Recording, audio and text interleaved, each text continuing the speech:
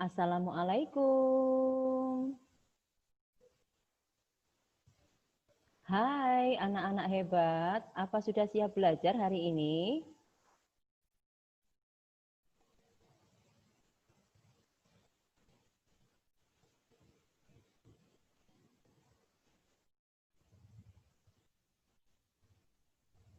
Hari ini kita belajar PLH dengan Bu Nani. KD yang kita pelajari hari ini KD 6.2, yaitu mengidentifikasi jenis-jenis kerusakan alam. Apa tujuan pembelajarannya? Tujuannya siswa dapat mengidentifikasi jenis-jenis kerusakan yang ditimbulkan oleh alam dan manusia.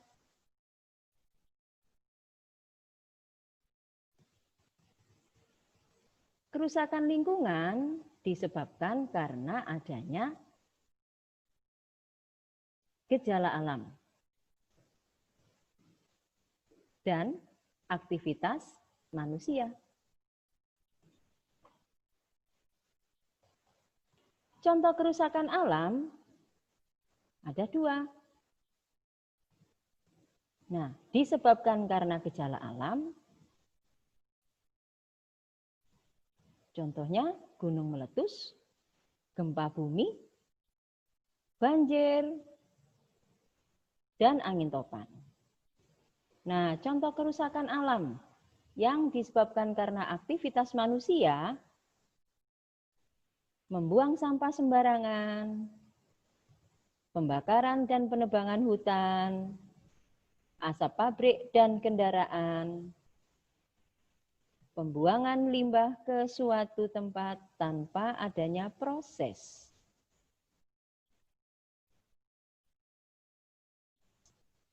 Nah, gunung meletus. Apa itu gunung meletus? Peristiwa keluarnya endapan magma di dalam perut bumi yang didorong keluar oleh gas yang berkekuatan tinggi.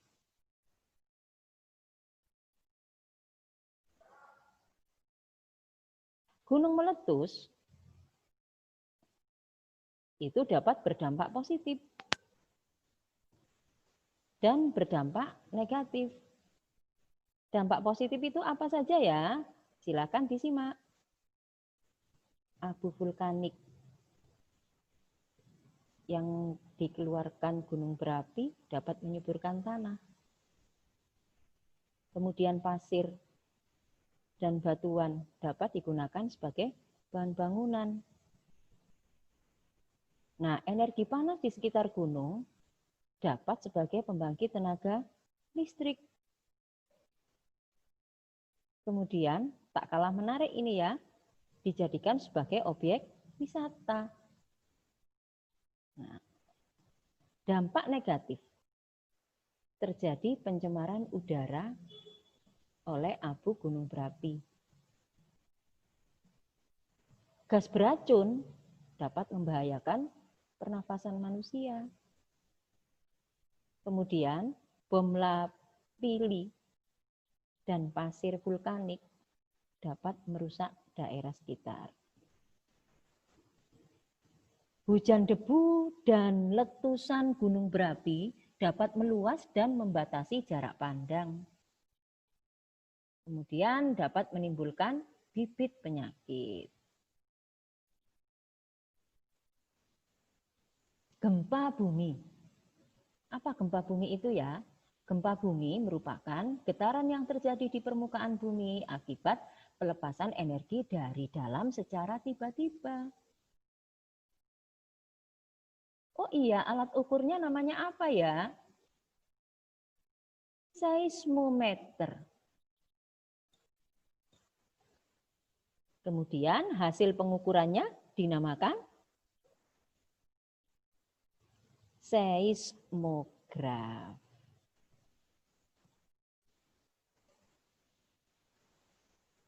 Ada 3 jenis gempa. Yang pertama, gempa vulkanik. Gempa vulkanik merupakan gempa yang berasal dari aktivitas gunung berapi. Gempa tektonik yaitu Gempa yang disebabkan karena pergeseran lempengan batuan dalam perut bumi. Dan gempa runtuhan. Gempa yang disebabkan karena runtuhnya sesuatu.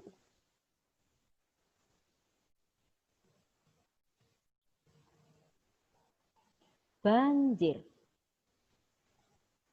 Banjir merupakan peristiwa bencana yang terjadi ketika aliran air yang berlebih merendam daratan. Faktor penyebabnya, curah hujan yang tinggi, letak daerah yang rendah, pasang naik air laut, kegiatan manusia yang tidak bertanggung jawab, yaitu membuang sampah sembarangan, mendirikan bangunan di tempat resapan air.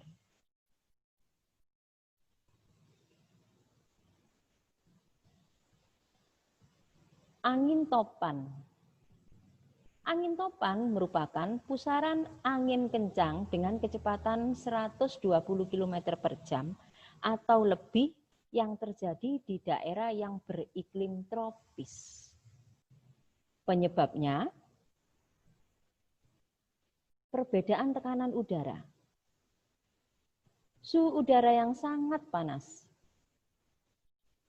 Penguapan air laut yang berjumlah besar. Tanda-tanda datangnya angin topan. Angin topan bisa ditandai dengan adanya peningkatan suhu.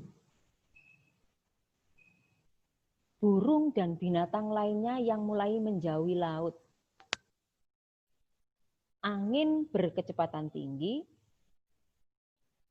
muncul awan tertentu dengan tiba-tiba. Nah, demikian penjelasan Bu Nani kali ini. Pesan Bu Nani, kalian tetap menjaga lingkungan agar lingkungan kita tetap lestari. Ya, tetap semangat belajar. Sampai jumpa di pembelajaran berikutnya. Wassalamualaikum warahmatullahi wabarakatuh.